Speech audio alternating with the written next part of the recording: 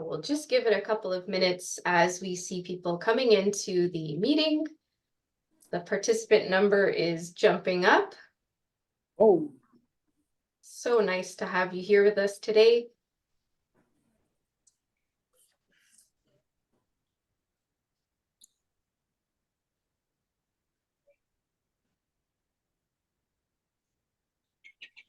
Okay, we are going to get started. So thank you so much to everyone who's joining us today.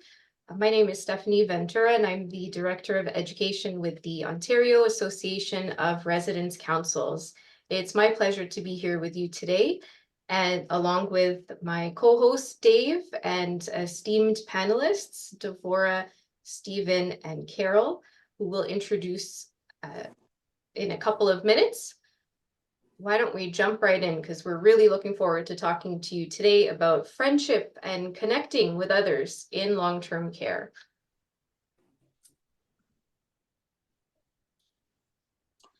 together, let us now pause as we acknowledge the Indigenous peoples of all the lands that we are on today, from wherever we are virtually participating in today's meeting. Let us take a moment to acknowledge the importance of the land we each call home.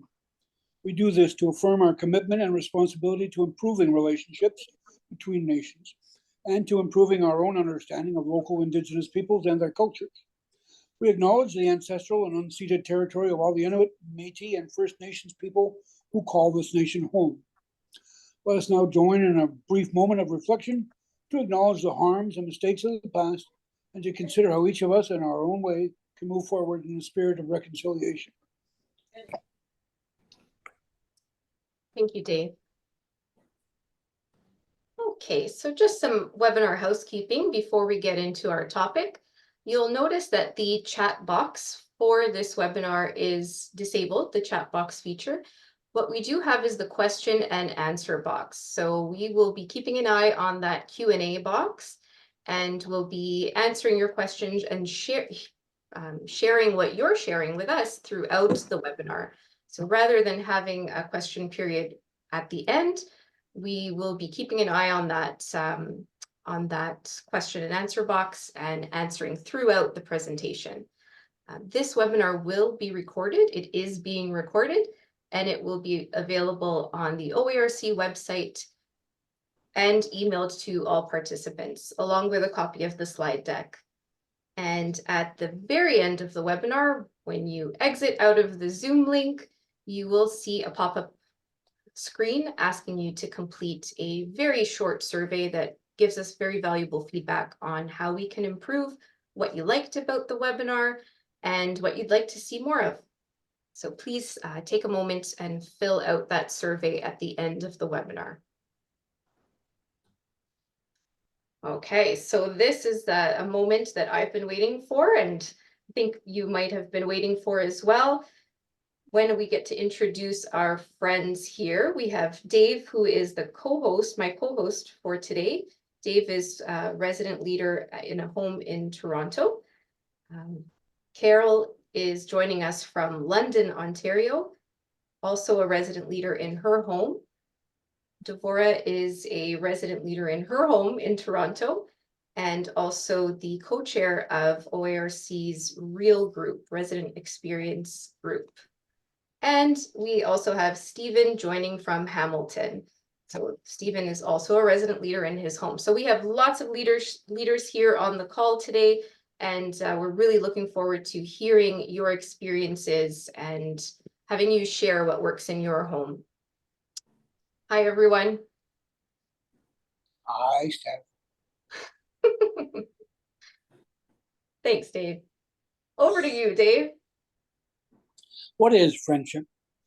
Friendship is a state of enduring affection, esteem, intimacy, and trust between two people. In all cultures, friendships are important relationships throughout a person's lifespan. Thanks, Dave. So this is one definition of friendship. There are many different definitions. There's many ways to define it. Different people have different opinions on what friendship is, and we're going to hear a few of them right now with our panel. So our first question for a panel, and feel free to put your answers in if you're watching from home, from your workplace. You can enter your answers into the question and answer, and we'll share those, as many as we can. So the first question is, what does friendship or connecting with others mean to you? Why don't we get started with Devorah? I knew you were going to pick on me. And we want to Okay. see you, so I'll stop sharing my screen for a second so we can see you. Oh, gee. No, you don't want to see me. Go back to your screen. Friendship means being together with people, doing activities. A friend means that if you're not feeling well, you could go and speak to the friend, and they may, depending on the kind of friendship, they may make you feel a lot better. To connect, is that the question? To connect?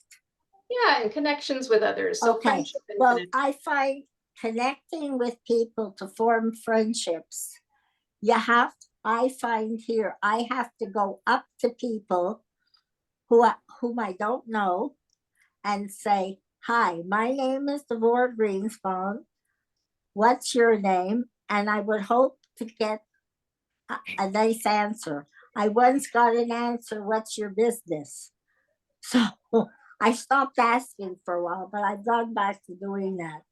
Because if you see a new face in the home, it is so crucial to introduce yourself. And when I first came here to make friends, there was a gentleman who took me around the home and showed me where everything was and made sure I got to the dining room okay. And I think, again, that's such a crucial part of forming a friendship, because he said, he took me to the dining room, made sure I had my chair, and we sat and we always chatted, and we'd always chat when we saw each other, or sometimes we would just meet and chat. And at that time, the home had a tea room, and we used to form a lot of friendships there. We would gather and we would play, a group of us who formed a friendship, like a circle. We would play gin, and then we would play euchre, and we had a whole bunch of residents watching us, and we laughed and we joked and we formed a lot of friendships. Unfortunately, all those people that were my friends are not here anymore. So I really have to try and make new friends. And this is what I'm doing. I'm trying to connect with new people and show them where things are, and then hopefully we speak and we joke. And I also meet people in the physiotherapy room. And I also have friends who can't speak at all, who speak with sounds or with gestures. Well, it sounds like you are an expert at connecting with others. Well, And I try. If you know me, you've known me for a long time, and I'm a people person. yeah, that's evident. And thanks for sharing your comments about having spaces where friendships can develop. So that's an important thing too. Not only your personality and the personality of others, but even having that space where you can meet others. That's really great. Thank you, Devorah. Why don't we hear from Carol? I'll just ask if you can unmute yourself, Carol. Carol, I think you're on mute.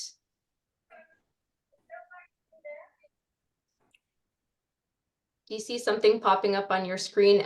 There you go. So the question was, yeah, what is friendship and connecting with others? What does that mean for you? It means for me closeness. The idea of people coming in here and not knowing what to do and scared and just thinking it's the end of the world. My idea is to basically approach these people one-on-one and give them a tour of the home, and also invite them into the activities that we are providing at that time, or the activities that are going on in the next couple of days. I try to keep the people so that they do not want to stay in their room. I try to get them so that they want to come out and be active with the rest of the community. Thanks, Carol. That's really nice to hear how you create community in your home. So you are a friend to many in your home. I've heard that.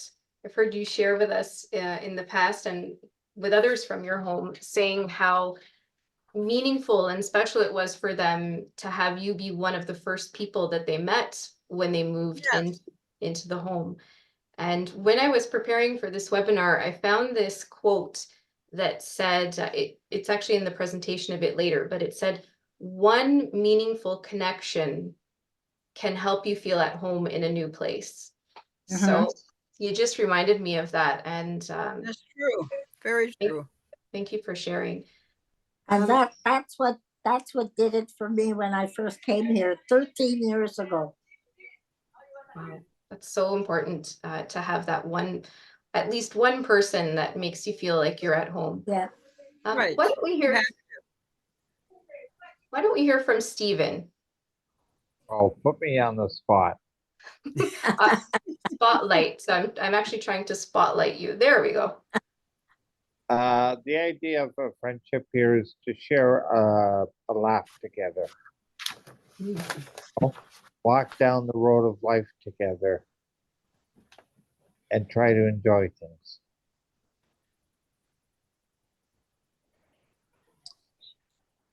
I'm done. Thank you, Stephen.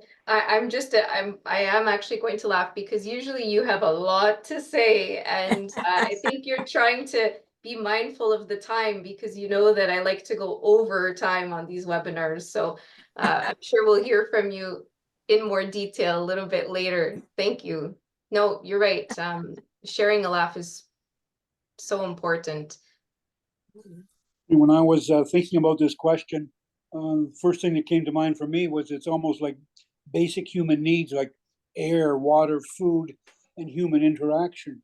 You know, Maslow's hierarchy of values, it's right near the top, is also very self-affirming for you as a person to contact someone, reach out and touch other people and have friends. Thanks, Dave. Yeah, it's interesting. When I was preparing or reading to get ready for this webinar, there were so many different definitions, like I said, and they all put relationships and connection really up high. So I was looking at what does quality of life mean, that kind of thing, and relationships, social connection it doesn't matter who was creating the definition, if it was a healthcare quality of life definition, if it was, the government of Canada creating a quality of life framework, the World Health Organization, all of these different bodies and all of these different contexts, relationships and social connection featured very prominently in the top requirements to have a good quality of life. So thank you for sharing that. I'm going to now unspotlight all of you. So the pressure is off and I'm going to reshare my screen. So, okay. Thank you for that first question, the thoughtful answers. We had some I'll just share what's in the question and answer. We had someone wrote that connection was very important. And we had our friend Anne from Toronto say that the responses were outstanding. Thanks, Anne. Okay, so let's move on to the next part here. So we're gonna take things in a bit of a different direction. This picture here, this framed, it's a document, it's a framed document. Have you seen this before in your homes? This is the fundamental principle and the Resident Bill of Rights under Oh, the yeah. Fixing Long-Term Care Act. You've seen this poster, right? And you might actually need a little magnifying glass to read what's on this You poster. need more than a magnifying glass. Yeah, because it's big, but it's also small. Very Why, small. why is this important? So every long-term care home in Ontario is governed by the same legislation. So this doesn't matter if you live in a small town, in a small home, in a large home, in a not-for-profit, a for-profit, a municipal home. All long-term care homes in Ontario are governed by the Fixing Long-Term Care Act. And right at the beginning of the act, right at the top, which we take to mean that it's the most important, very, very important, is this fundamental principle and Resident Bill of Rights. There are 29 rights in the Bill of Rights, and this document needs to be posted somewhere in your home. So if you haven't seen it in your home and you're watching today, at some point after this webinar, maybe go on a bit of a scavenger hunt. See if you see this hanging in the home, because it has to hang in the home. It's one of the requirements of the Act is that this Bill of Rights is featured somewhere in the home. So have a look if you haven't seen where it is. Yeah, ours is right in the front hall. Yours is in the front? Oh, that's Yeah. good. I'm glad you know where it is. That's good. Is that, do you stop there on your tour when you have new people move in? Do you stop and show them that? Yes. We stop. I let them know about the residents' rights, and I tell them that they are read at every meeting, and we go through them slowly so that they know they're not alone. They still have rights even though they moved in here. This Thank you, is Carol. a place to go. Thank you. The Resident Bill of Rights, there are 29 of them, and they're organized into these 5 categories here. So the right to be treated with respect, right to freedom from abuse and neglect, right to an optimal quality of life, right to quality care and self-determination, and the right to be informed, participate, and make a complaint. So for this webinar today, for our time together today, we're going to pay special attention to this right to an optimal quality of life.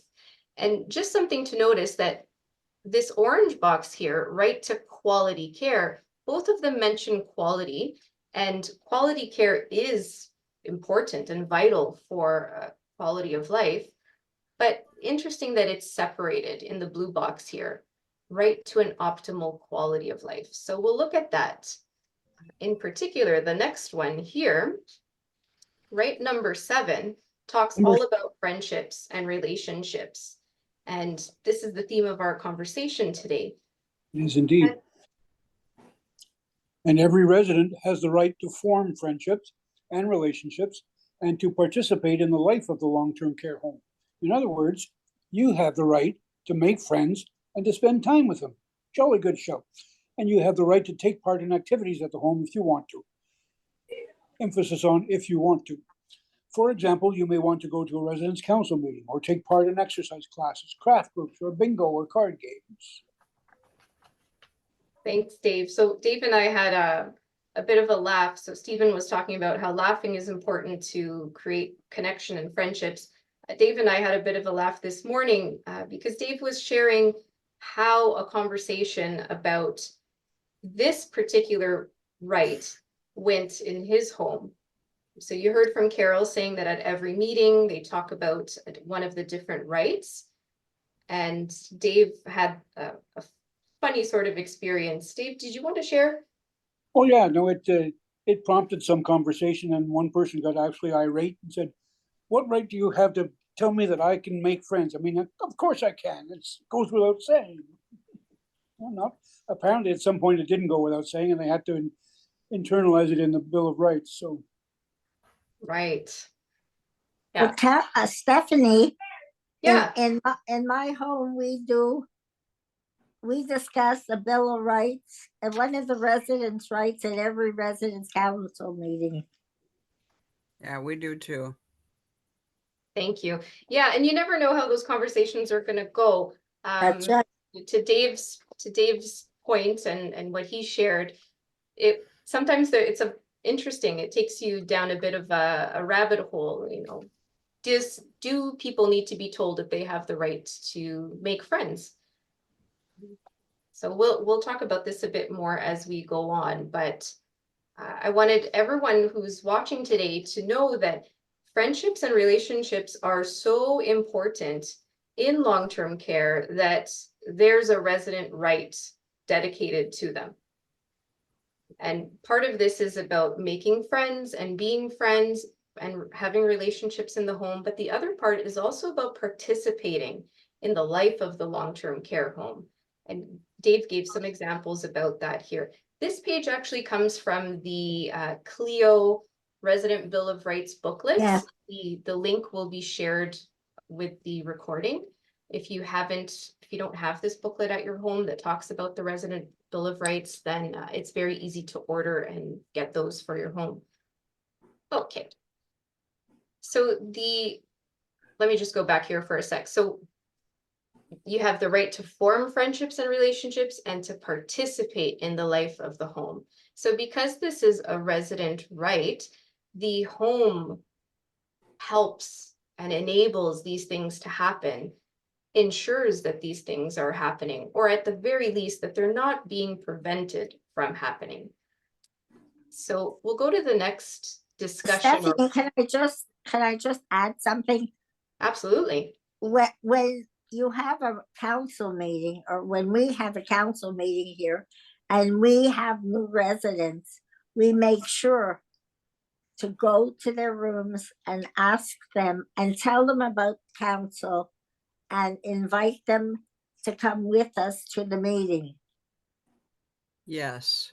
Yes. Oh, that's a good way. Bring a friend is always a Yeah, good way to form encourage. friends, yes. Yeah, thanks for sharing.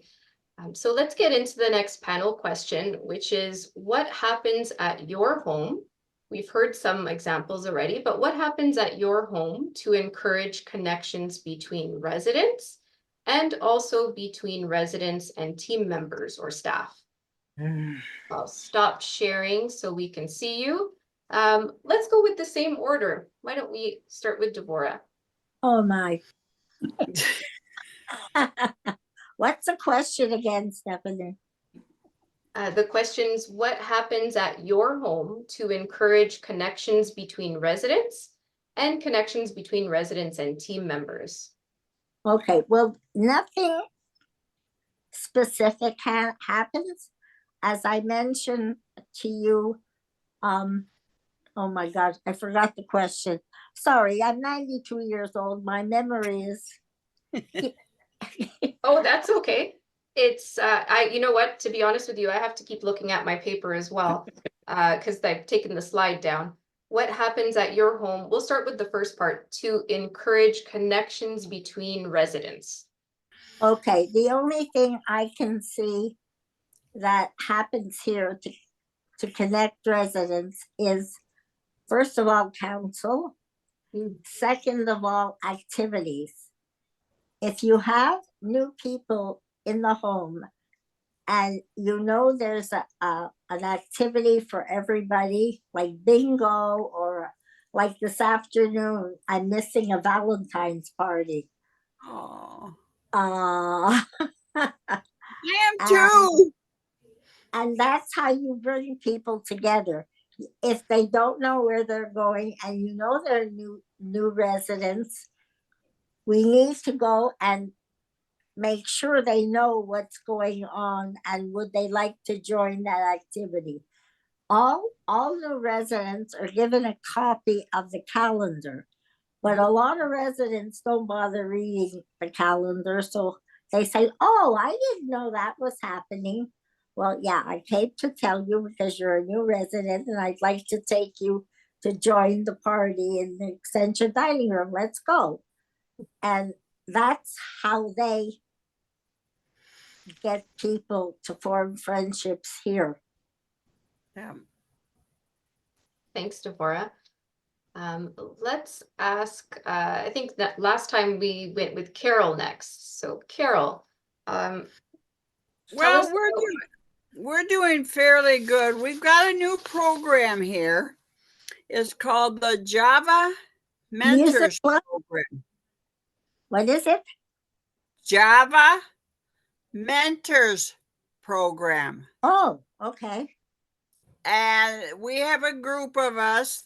The first ones are the ones that take the people into the chapel and they sit there, and they're the ones that have problems communicating and stuff like this, but they enjoy music. So they take them and they do music with them, and they get them to sing if they can and get to know each other. The other part of it is we also have a group that goes into different rooms where there's not much family support. And we can go in and talk to these people about anything that they're interested in. If you're interested in sports, if you're interested in stuff like that, you want to talk about the pictures on the wall of your family, it's just getting to know people and trying to bring these people out of their shells. Hmm. And also, I have a friend that we are now resident volunteers at the desk. We answer the phone. We get to talk with the people that are going around, people we haven't seen. And it's a good way to get to know the people that you're around. Well, yeah, that's nice that they let you do that. It is. Well, it's only just started. And my girlfriend and I have a couple of girlfriends here, and she went with me, and we had a good time. I told her, you got to answer the phone. And then she had to push the button to let the people in the building. So if we finally taught her how to do that, it's just a very enjoyable time talking with the people that are coming in visiting. Mhm.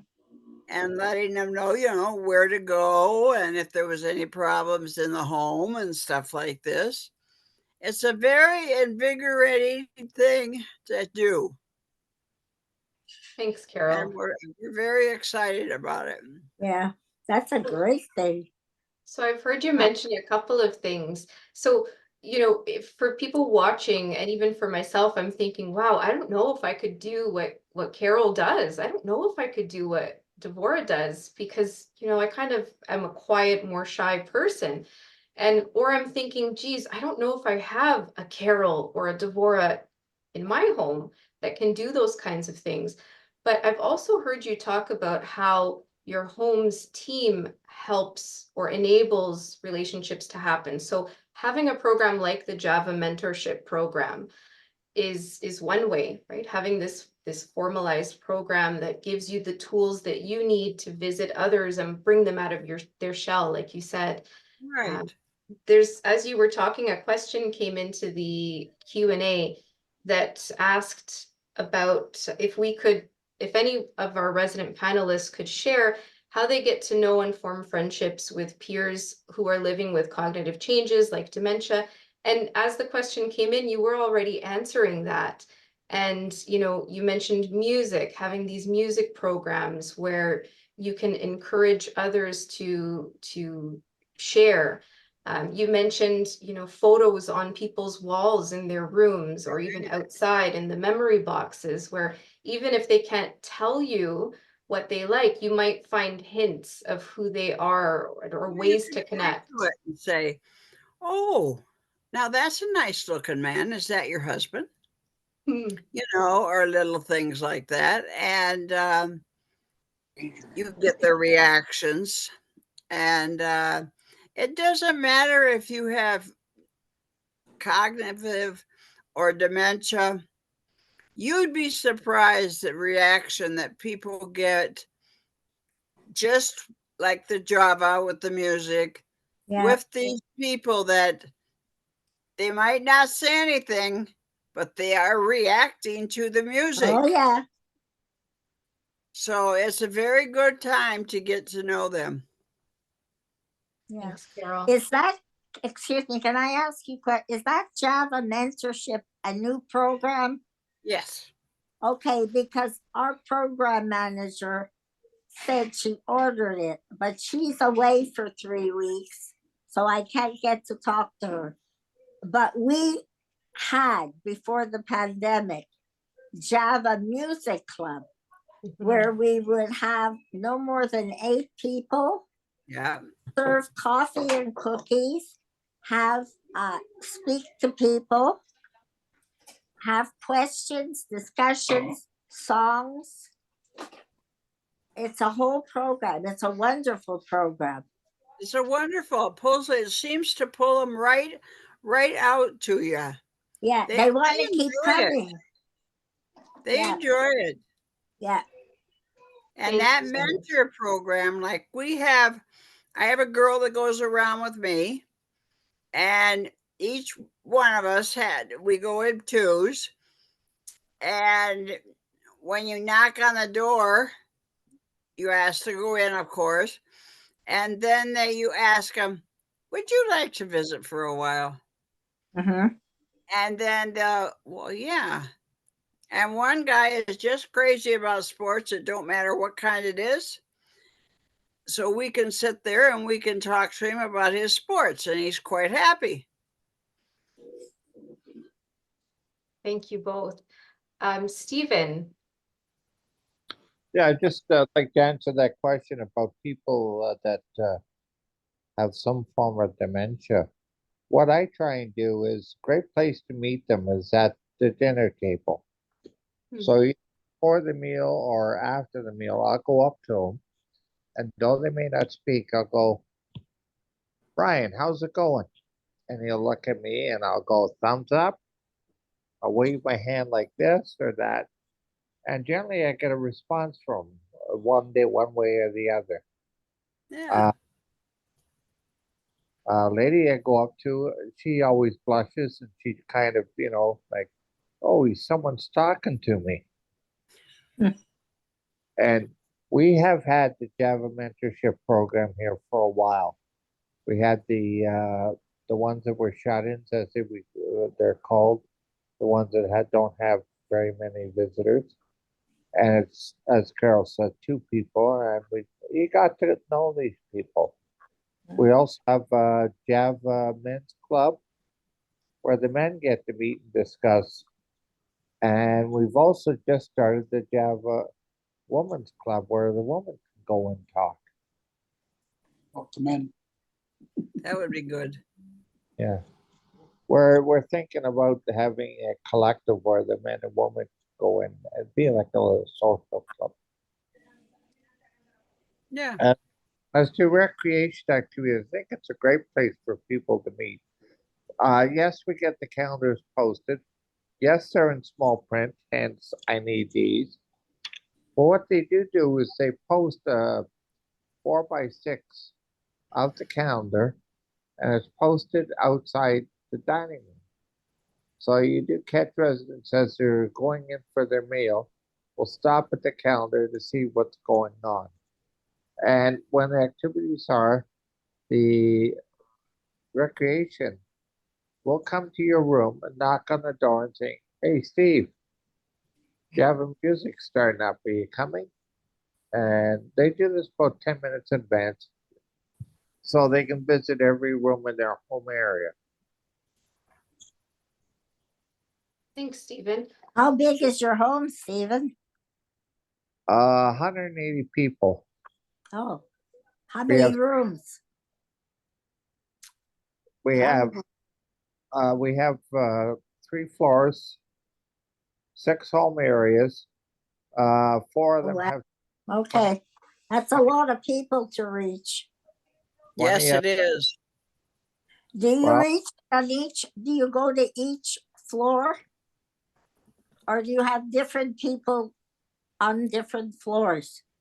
It's generally done within the home area.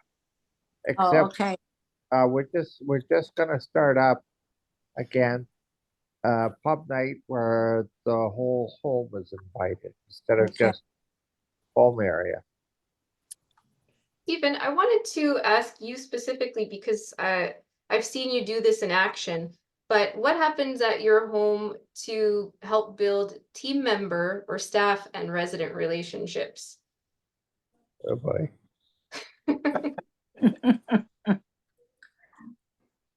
The team members, they'll sometimes participate in the activities. Yeah, like we have a happy birthday, they'll announce it at the dining room table, and then everyone, not just residents, the staff will get involved and they'll sing happy birthday to the resident.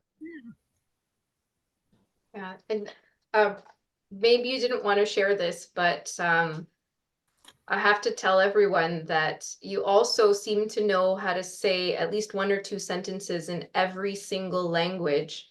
So you can't walk down a hallway without you saying hello or asking something in the various different languages that your team members speak in. So I bet that that helps to build a connection.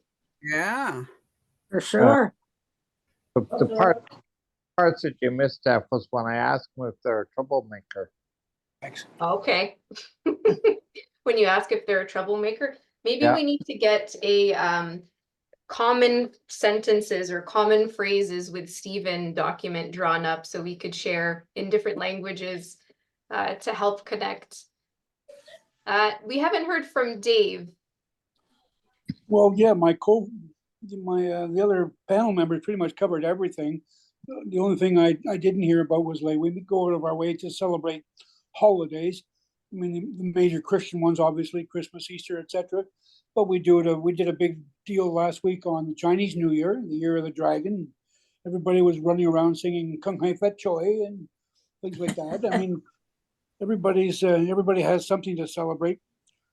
You know, not everybody's a Christian or a Muslim or a Jew. There's lots of different religions. Now, the way we deal, or personally anyway, I deal with people with dementias. I treat them just like anybody else, because they're deep inside, they're just people like us. We're all in this together. And I think actually physically touching them and holding their hand goes a long way too. Yes, yeah, It I do does. that all the time. Thanks, Dave. So, some really great ideas. And you reminded me of something. A home I used to work in, we used to celebrate Diwali. And it was a big to do. And I the forgot team about that. members, yeah, the team members would come in dressed in their beautiful outfits, and we would participate in a dance. And it was nice to see people so proud of something that was so important to them, so proud to connect with their culture and to have it celebrated in the home as well. Yeah, Thanks for mentioning that. Yeah, we celebrated Diwali. I forgot about that. To celebrate the holidays, we do. And not only did we have the team members come in their native costumes, but we had a specialist who does tattooing, but not Yeah. to stay. And Yeah, And she did everybody's hands that wanted their hands or their feet or, well, not the body, but the extremities. She would do the ankle, whatever the resident wanted. And if they didn't want it, she showed them a picture. And if they went, like this, she went away. She didn't, she didn't touch them. But for most of the residents and the team members, we had a ball. We had these tattoos all over our hands and our arms and our ankles. And then we did have dancers come in and they had, and they served Indian sweets. Very Yeah, nice. we had everybody together in we have the big dining room called the extension dining room, and that's where we hold all our activities for the home, because we are so crowded, we have no room for anything. So we use the dining room as an activity room.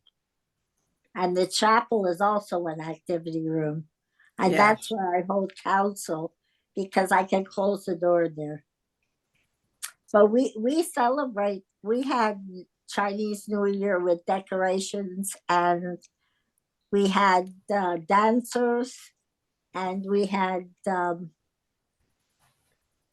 refreshments. So I guess I left that out. I'm sorry, because the home does try to bring residents together at these things. And some of the residents have a ball. They get up there and they dance to the music, and the staff comes and dances with them. So really, they're connecting in a lot of ways. Thanks, Deborah.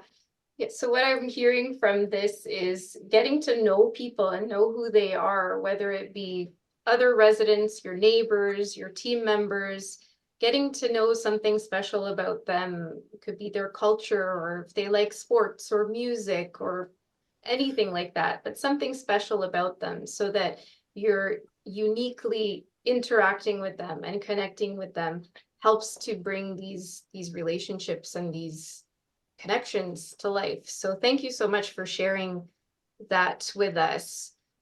We'll move on to the next question here. So why are we talking about this? Why is this so important? Why is this one of the resident rights? Why does this matter? So the heart of the matter is that we've mentioned already, relationships and social connection impact quality of life. And there are lots of folks who are very interested in this, in measuring or quantifying what relationships and social connections people who live in long-term care have.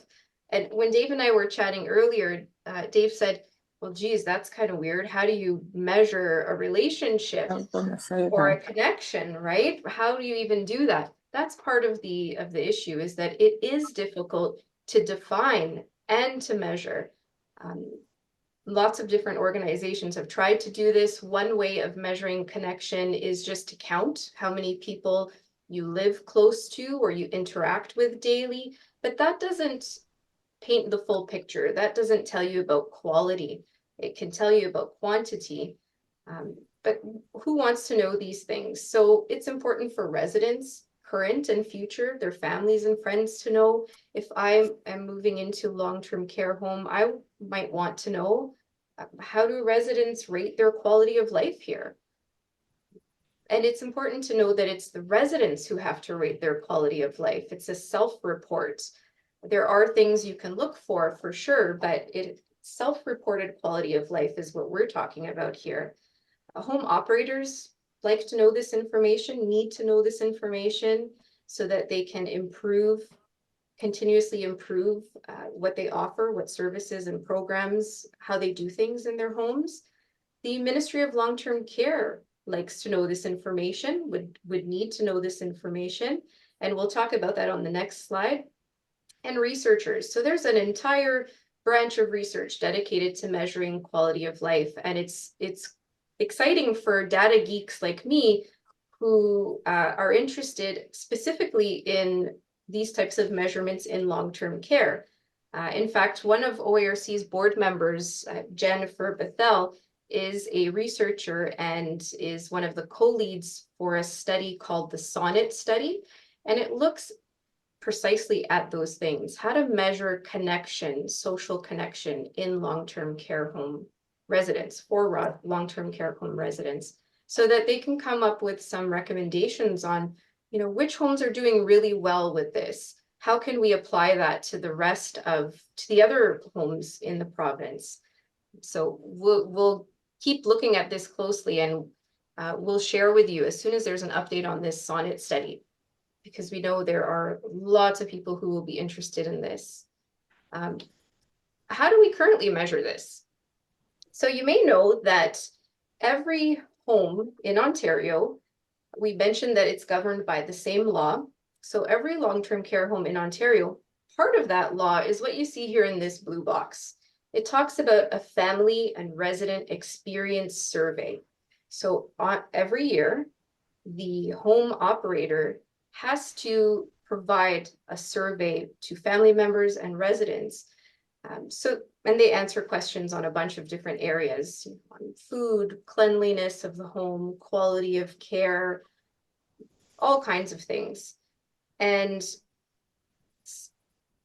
the survey at the moment is not a standardized survey, so every home doesn't fill out the same survey. There are themes and topics that have to be addressed, but they're not all using the same survey yet. If your home belongs to a long-term care operator, a large long-term care operator that has many different locations, they might all be using the same survey, so they can compare between their different sites how homes are doing. Why is this important? Well, some of the questions that are asked have to do specifically with relationships, bonding, and activities, which, if we remember from the Bill of Rights that Dave read, these are the things that are important in that Bill of Rights. So the ability to make friends, you have the right to make friends and participate in the life of the home. So currently that already is being captured through the resident survey. These are some samples of questions or themes that are covered in the survey. So things like, do staff know the story of my life? I can talk to a staff member is my friend. When it comes to personal relationships, another resident is my friend. I have people to do things with. People ask for my help or advice. And then the activities section. Some questions you might see are, I have participated in meaningful activities, and you have to rank it from 1 to 5 or 1 to 10. I have enjoyable things to do on the weekends. I can explore new interests. So why are we telling you this? Well, does anyone have experience with filling out one of these surveys? Any of our panelists, have you filled out one of these surveys in the last year? Yep. Yeah. Every September. Yeah. So that's great. Did you also know that part of the Long-Term Care Act, so the legislation that governs long-term care, also says that not only does the home have to administer this survey or allow residents to fill in this survey, they also have to make every reasonable effort to act on the results of the survey. And on top of that, they also have to share the survey results with the residents' council and seek the advice of the residents' council on how they're going to act on the results of the survey. So the reason I bring this up is that in my experience working in various long-term care homes over the last 10 years, these areas that are so important for quality of life are often the areas that rank the lowest on the surveys. And I wonder if our panelists have seen that similar thing in their homes, if you've received the results of the survey that you've recently taken. These are normally the ones that are at the bottom of the list, and also the hardest to make any impact, any meaningful impact on from year to year. And there's a variety of reasons for that. It's not just because the home, chooses not to. There's a variety of reasons why it's difficult to move on these. And we've talked about some of them, that it's hard to define them. It's hard to even know what these questions are asking. When Dave and I spoke earlier, some of these questions made us laugh a bit. And I shared that in my previous experience working as a council assistant, when I would share the blank survey with the residents' council and ask for their input on the survey before it went out, some of these questions would get a really interesting response. So a question like, a staff member's my friend? Just Modelo. That kind of question would always get people, well, I thought they weren't allowed to be our friend. That was one of the questions that that stumped people. Questions like, people ask for my help or advice. So even though I was sitting with the Residents' Council asking for their advice on the survey, it wasn't apparent that that's what was happening. We were just having a conversation, but really I was asking for their advice on things. Some comments that I would get were, well, what kind of, I remember Margaret, if you're watching, I remember this comment. You said, what would they ask for my advice with? Relationship advice? You guys are the experts. You're the nurse and the IPAC lead and the director of care, the maintenance manager. What kind of advice are you going to ask me for? You're the pros. So these kinds of things were, you could look at them in different ways. And then for activities, so participating in meaningful activities, having enjoyable things to do on the weekend. Of course, COVID impacted this quite a bit. Exploring new interests. So we've heard from our panelists today that they've discovered Java music, and this is a new thing that you wouldn't otherwise have known about. They're also part of OARC's Real Group, which is a new experience. Okay, let's go to the next slide here. Oops. Oh, sorry, just one more thing before we go on from this. So if you are a member, you're all members of Residents' Council, residents are, but if you are active in your Residents' Council and you attend the meetings and the survey time at your home rolls around, you know now, if you didn't know before, you know that you have the right, the duty to review the survey, to comment on the survey before it goes out, to work with your home on how the survey is going to be administered. You know, is it going to be online? Is it going to be paper copies? What's the length of time that the survey will be open for? So you can comment on how the survey is going to be administered in your home. The next part that you do is actually filling out the survey. Then it's receiving the results and providing advice on how your home is going to act on those results of the survey. It's really important because if these issues keep coming up at the lowest scores in your home, and now you know that as a member of the Residents' Council, you can provide advice on these things and how to improve these things, you can go to your council meeting and provide that advice. Maybe it is that you want to implement a program like Devora has shared with new people moving into the home and having a mentor or a buddy work with new residents. Maybe it is something like Stephen shared with having cultural, or Dave shared, having cultural programs, connect with team members. You know, Stephanie, Yeah. I just don't know whether this is okay, but one of the ways you can make a friend is when we deliver the welcome baskets. We leave them in the room, but then I go and speak to the person. And I find out likes this, likes, we just have a chat. And you can develop a really nice friendship that way. Thank you, Deborah. Yeah, that's something that you can bring up as well.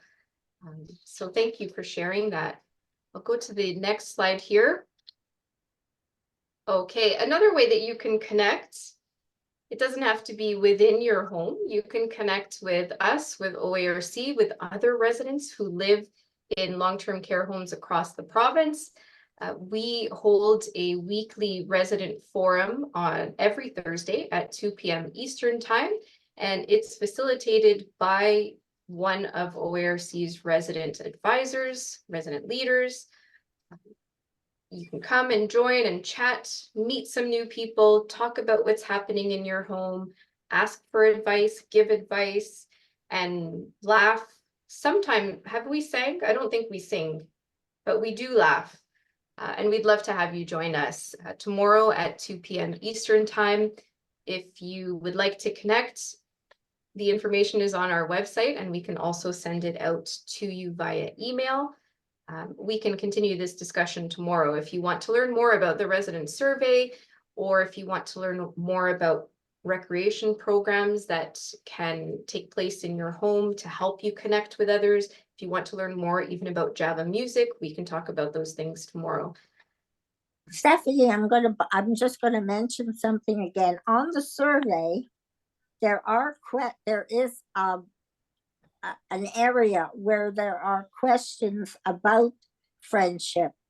Mhm. And okay, so Yes. it's important that the residents answer those questions. Yes, very important to answer those questions. Thank you so much. And you know, I wanted to let all of our viewers know that the our panelists, none of this was rehearsed. They did have the questions in advance, but I am very surprised, and it warms my heart to hear the responses that you've provided, especially when it comes to working with people who are living with cognitive changes. I wasn't expecting such great ideas and such thoughtful and caring connection. And so I really appreciate that. And also, you didn't see the slide deck before. Dave did, but our panelists did not see the slide deck before, and you all talked about this next slide. Java music programs, Java group programs. So clearly, these are impactful. I don't have to tell anyone on this panel today that these programs are super impactful, and we can continue talking about them tomorrow if you'd like. I can get some more information for those who would like to join the resident forum. Okay, here's the photo I told you about. So one genuine connection can make you feel at home in an unfamiliar place. Thank you all for sharing how you connect with people, especially new people. This has been a beautiful hour spent together, and I can't think of a better way to have spent the last hour of today's afternoon. Thank you all so much. Oh, I like that. Deborah, do you remember these guys? Yeah, those are I can't remember whether they're not I can't remember the name, but I remember they're playing on TCM. They play some of their antics. Okay, Carol, do you recognize? Like to fill up time before a movie starts. They have extra time. They'll sometimes put, I can't remember what they're called. Oh, they're little bums, rascals. that's for sure. Thank you. And I Carol. think They're so cute. they are cute. I have Carol's muted, more. but I can read her lips. Thanks, Carol. And please continue to connect with us. You can follow us on social media. Check out our YouTube channel. Give us a call. We'd love to connect with you and hear more from you. Thank you all so much for being here today. I wish you a continuation of a lovely afternoon. And please remember to fill out the survey. Bye for now. Thank you all very much, and I'll see you tomorrow. Thank you, Carol. Take care. Bye, Carol. Thank you. Bye, Dave. Thank you. Bye, Stephen. Bye, Deborah.